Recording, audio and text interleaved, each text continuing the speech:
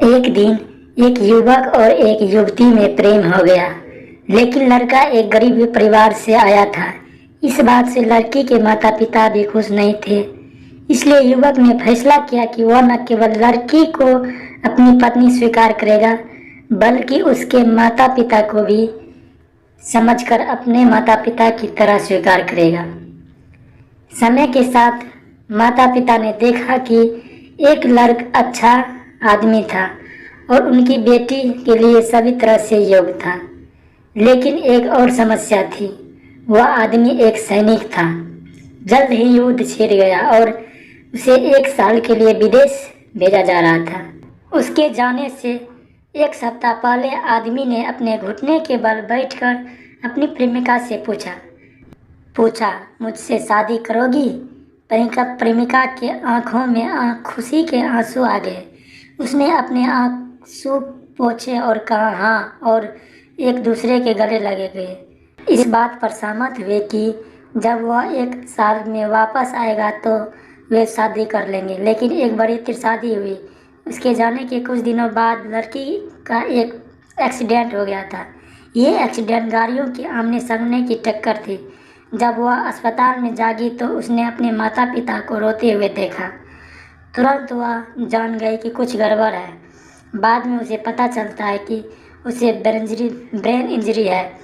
उसके चेहरे की मांसपेशियों को नियंत्रित करने वाले उसके मस्तिष्क का हिस्सा क्षतिग्रस्त हो गया था।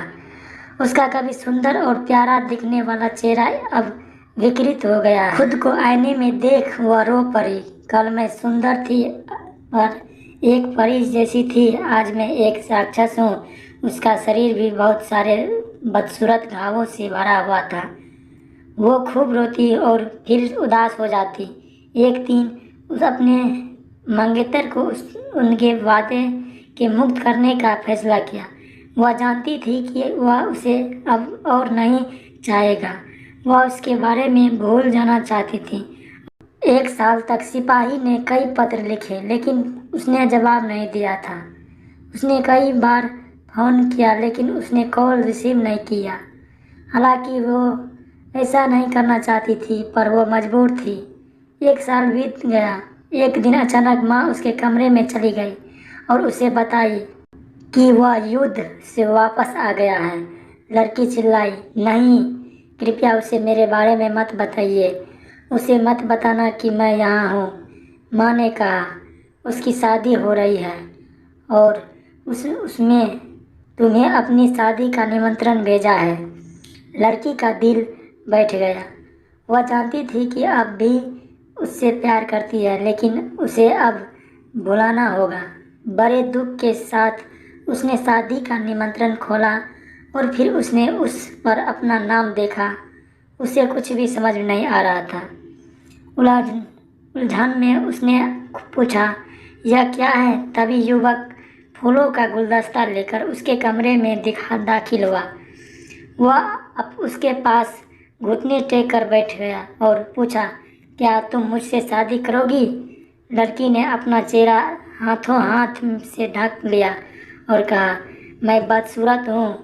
तुम अगर ठीक से मुझे देखोगे तो तब तुम्हें सच्चाई का पता चलेगा। उसने अपने चेहरे से हाथ हटा दिया। उस युवक ने कहा, तुम्हारी अनुमति के बिना तुम्हारी माँ ने मुझे तुम्हारी तस्वीर भेजे। जब मैं तस्वीर देखी तो मुझे एहसास हुआ कि कुछ भी नहीं बदला है। तुम अब भी वही हो जिससे मुझे प्यार हुआ था। तुम अब भी पहले की तरह खूबसूरत हो, क्योंकि तुझे मुझसे प्यार है। दोस्तों, अक्सर लोगों की बातें करते हुए पाए जाते हैं कि प्रेम अंधा होता है।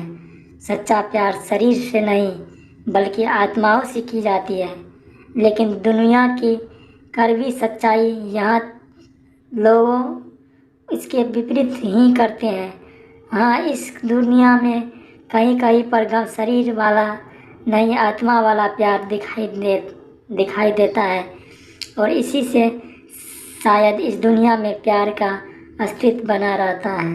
दोस्तों, इस कहानी से अगर आपको प्रेरणा मिला तो चैनल को सब्सक्राइब करें ताकि नेक्स्ट वीडियो आप तक सबसे पहले पहुंचे।